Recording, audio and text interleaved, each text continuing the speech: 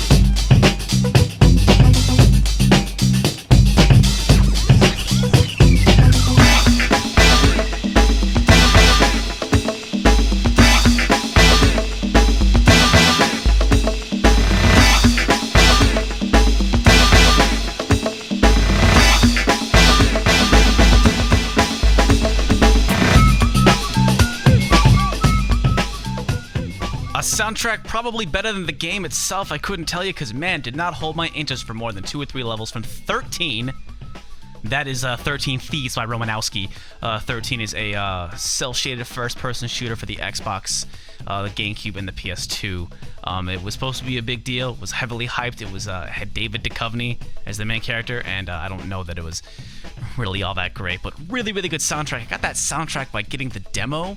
The demo disc also came with a soundtrack, and I've long since lost that disc, but I still have a burned copy, and really, really solid record from front to back. If you're a fan of like the Avalanches Since I Left You and like that kind of sample-heavy kind of electronic stuff, definitely in that vein.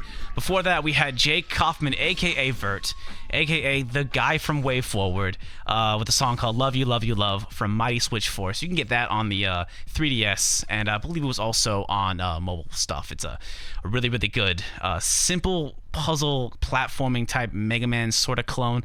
Interesting stuff. Before that, from Bit Trip Runner, Impetus, just the first world theme. That song is credited just to Gaijin Games.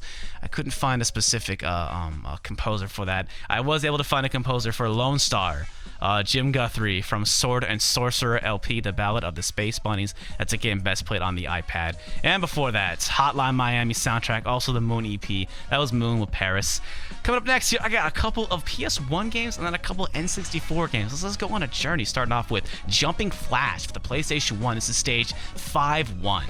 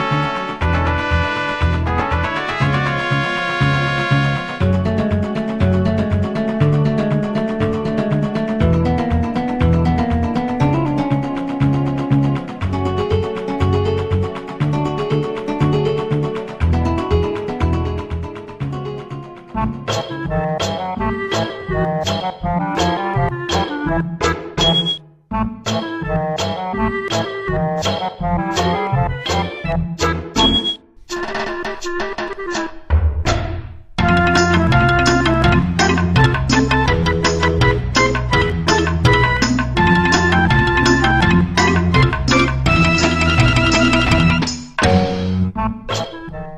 the background here, Tomba for the PlayStation 1. This is an excellent game, and it does not play on your PS2. It is one of the few PS1 games that is not PS2 backwards compatible, but it plays fine on a PS3, but super good 2D game. I really like this track. Just a little too repetitious, so we're going to keep it in the background. We just heard probably one of the only times I'm going to play a Legend of Zelda track from the Ocarina of Time. That is the Gerudo Valley, aka the part of the game that has that super annoying stealth segment. Before that, we had Mischief Makers by Treasure for the N64. And man, isn't it just like Treasure that during the height of the 3D era, the 3D platformer, they deliver one of the greatest 2D platformers ever made? That was, I guess you can just call Volcano. And that whole soundtrack has such an interesting and weird palette. Really good game and a really weird, good soundtrack. Before that, Loaded for the PS1. Reloaded is the sequel that is not as good that's on the PlayStation Network right now, but the first game, Loaded, is not. And it's a shame because it's, well, better and has a really, really good soundtrack, though I guess I can't speak for the sequel's soundtrack. I do know that game has an amazing soundtrack, and just show of hands, who played the hell out of that demo? That demo appeared on that super old PlayStation 1 demo disc. It had that song. Remember, that song was the reason why I really wanted to get that game, and the game's actually alright. That's the song that appears in Stage 1 and 8. Before that, Ape Escape for the PlayStation 1. A great series of games. That needs to come back.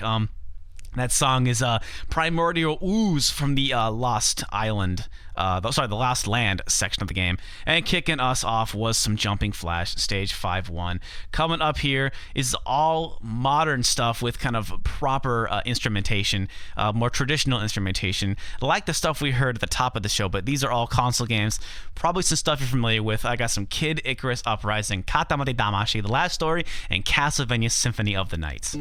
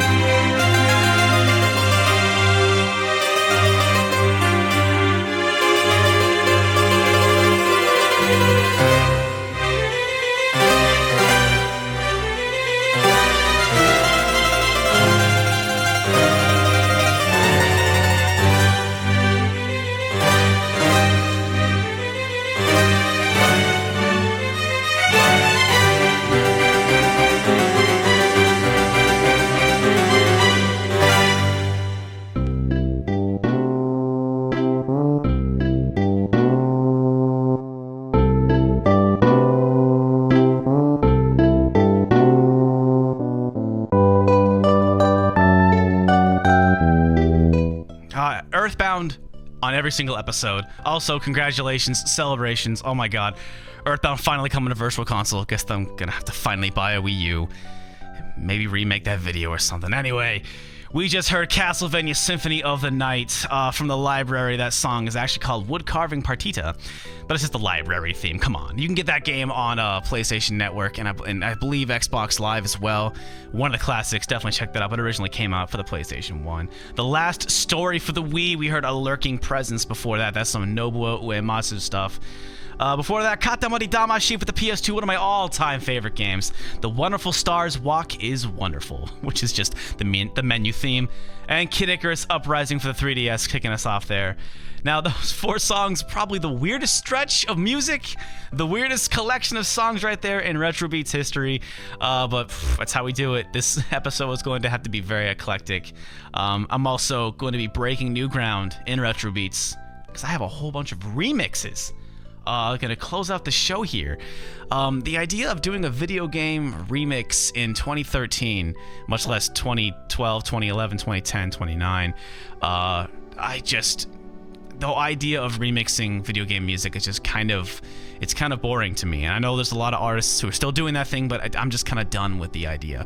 And I certainly didn't want to have Retro Beats devolve into just to a bunch of cover bands and stuff like that. So this is a collection of covers that have really caught my attention that I think are really, really something interesting. I don't mean to put down cover bands, but just I'm kind of over that thing. I discovered the Overclock remix community about 10, 12 years ago now, and it's just really not that interesting to me. But these songs, super interesting and really, really good stuff.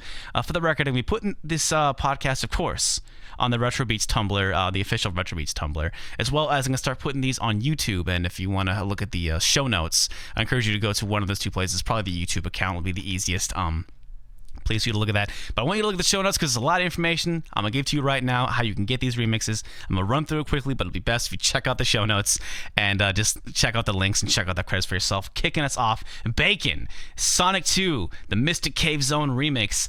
This actually, Bacon is spelled B4KN, and that is a play on John Bacon, which is his real last name, aka John from George and Jonathan. This track is amazing. It's pretty much just what if George and Jonathan remixed that awesome song from Sonic. You can find this on his record PX Tone 2006-2011, which is on his Bandcamp. It's a collection of stuff, I guess, between making George and Jonathan records and stuff. I don't know. It's a whole bunch of good stuff, but this song, it really stands out. Amazing remix. I discovered this next guy from the Hotline Miami soundtrack, Perturbator, or Perturbator. Perturbator released 3 fantastic records last year. Probably the artist I listened to the most in 2012 was Perturbator. However, this time, we're going to take a look at his Castlevania 3 Clock Tower remix. I got this track off of his SoundCloud when he had just put it up, and I don't know if you could still get it from there, but I'll link to it in the show notes. It's essentially what if Perturbator to remix the song from Castlevania 3. Awesome stuff in a way that only he could do. Jake Vert Kaufman, aka the dude from Way Forward. He did all the soundtrack to Double Dragon Neon, of course, and this song is called Space Dojo 1, but it's just the second level theme from Double Dragon. Awesome stuff. Up next after that is Truxton with a song called Antichrist. What is this? My man Renard makes a lot of music under a lot of different names, so this is just Renard, aka Truxton, making a song called Antichrist from his record South Mansion. What this is, it is stay with me, a trap Splatterhouse remake concept album or something. I like to call it a Splatterhouse retwerk. Instead of remix, it's a retwerk. And this is one of the songs off of his amazing record. I'll link to it in the show notes. For a while, this dude was actually selling physical copies of the CD. I managed to hunt the dude down at MagFest and have him sign a copy. So I have this record physical signed by Truxton, aka Renard. So as a Splatterhouse fan, that was really, really cool. Then Rush Jet 1, probably my favorite chiptune artist. He did an amazing thing, and only a dude as good as this guy could do this. He remade the Mega Man 3 soundtrack, but he did it with chiptune, the normal chiptune tracking stuff. So it was Gemini Man from his record Mega Man 3 Remade, and I tell you, that's a bold thing to do, to go ahead and remake the Mega Man 3 soundtrack, possibly the greatest soundtrack of all time, but would take a man with balls and also the goddamn talent like Rush Jet 1. And then finally, closing out the show from Plasma 3 Music, an amazing orchestrated rendition of the first level theme from the Super Nintendo Sparkster. I came hip to this guy literally a couple hours before taping this. He emailed me. He made this remix apparently inspired by my video. It is utterly fantastic, and I cannot recommend this dude's work enough. Plasma 3 Music. Check out his YouTube channel, and he also did an amazing rendition of DuckTales' Moon level theme. But we're going to listen to some Sparkster. That's going to close out the show. Hope you caught all that. But thanks again for listening. My name is Derek. I've been talking way too long. Let's get to the music. Once again, this is Bacon with the Mystic Cave Zone remix. Good night. Goodbye. See you next time. Woo!